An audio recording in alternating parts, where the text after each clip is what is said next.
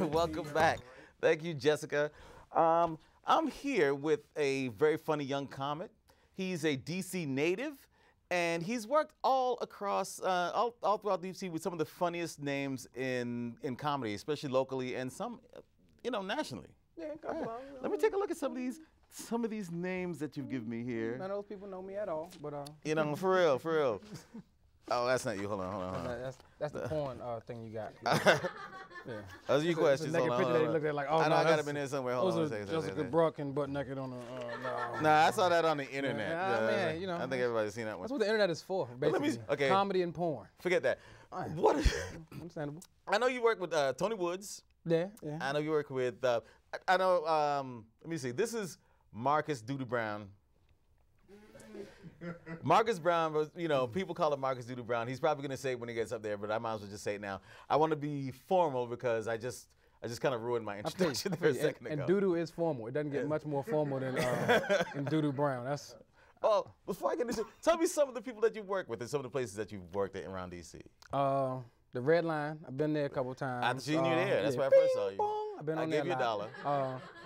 But all of your DC funny people, Tony Woods, Mike Brooks. I got a chance to work with Chris Tucker for a bit. That's my claim to fame. If I ever see him again, like, hey Chris, oh, you gonna leave? You gonna run? All right, that's fine then. Fuck you then, Chris. But no, that's my big name. Was anybody else I can think of? Just any and everybody who I've gotten a chance to get on stage with. So, was it names like Chris Tucker, people like that, who brought you into comedy, or was it just you just decided, that's my thing? What was it that brought you to comedy? The crack wasn't moving like I thought it was gonna move. That's really what did it. That it's not, Nino Brown set a high standard for me, and I couldn't, really live up to it. But no. Is there any relation? His name's Brown, No, I tried to live up to it, but we didn't really get the Carter going like I wanted it to go. And but no, I guess comedy kind of started, watching the comedians on TV, and then when I first started at Tacoma Station, where I first got my start, and got to meet a lot of these people there, and to be on stage and have Red Grant introduce you or Joe Clare introduce you, and then have Bruce sitting in the in the seats. It's kind of like, wow, you gotta, it's a good opportunity here, but you also realize how much of a training ground it is, because once you're sitting at home watching TV, like, hey, I performed with him, they booed me, but still I performed with him. So it's that, but it's that kind of got me thinking that maybe this could do something. So who in your personal life, influenced you the most? I mean, was it your moms, your dad, cousin, brothers, somebody like that? I'm gonna go back with Nino Brown. It's like, no, well, even Nino. See, people gonna be looking like, it's really about crack. No, but I think my father influenced me the most with comedy because a lot of the situations he put me in were just, it was funny as hell to everybody else, but you playing 10 and under basketball, and the driver's side door falls off as you leaving the game. It's ha-ha to everybody else, but it's, hey man, it's my father here. Like, I gotta go. I remember going to school in kindergarten and asking him to drop me off a block away. So I would, the rest of the kids would think that this wasn't our car, because it was that, those type of situations that, he put me in, but was always, a funny person. So it rubbed off. So like many comedians, your comedy was one of those things that we use to kind of deal with things that we find uncomfortable, things that, that we find difficult to deal with in our lives. So that's what stoked your comedy, that's what stoked the creativity in you? That, and then those things happening to me. Y'all, well, fuck y'all. To have, like, I had a show a couple weeks ago, and people who know me know I'm telling the truth. My phone got cut off. I had planned to pay the people, but that's how it works. Right, I didn't get the money from this show that we're doing yet. So, but the show was like well, your phone's gonna get cut off again. Yeah, but then, hey, I'm ready for it. I'm ready. But I was leaving from, I think it was Fredericksburg, and with my phone company, as with yours, when you get cut off, they cut it off slowly. So mine was just on incoming calls. I couldn't make outgoing calls. and my car cut off on 95 in the HOV lane by Lawton, and I live in DC. So I'm just like stuck in the middle of the highway at 3 in the morning, just kind of, you know, looking at my phone like, all right, somebody call me. Come on. Like I'm trying to will a call. And then, you know, I get a call, and of course it's from T-Mobile, so they're not trying to help me out.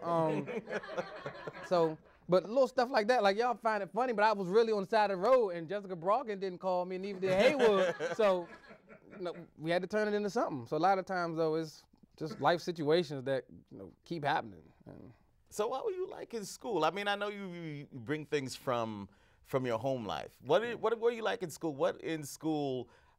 How did you deal with those, like when you did get dropped off in front of the school? What were things that, you know, things that you found embarrassing that you used your humor to deal with, and how was your daily life in school? How did those things work out for you? Daily life, well, one thing was that, you know, a lot of comedians are the class clowns, you know, the guys who, ha ha ha, it's funny, laugh at me. But I was never that. I was the guy, you know, in the corner. If you were sitting near me, you had a ball. But once you started laughing, you know, I'm gonna shut the fuck up. I'm not trying to get in trouble over this. So that's on you all.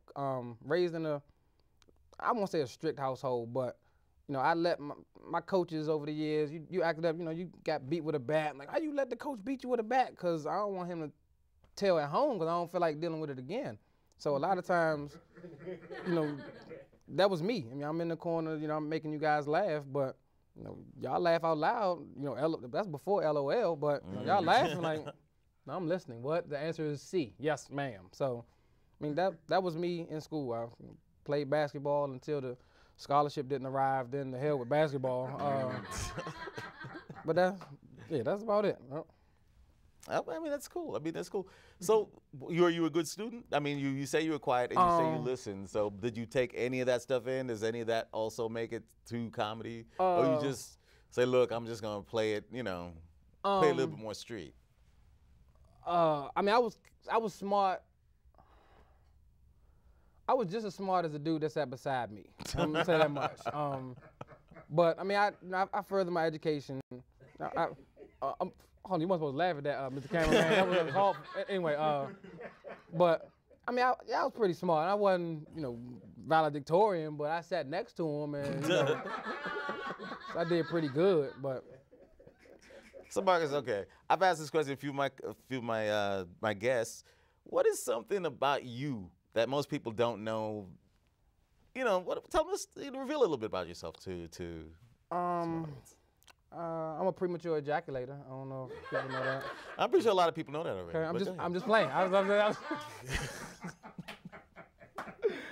Oh, all right. Camera 2, is it? All right. This guy's on his way here. No.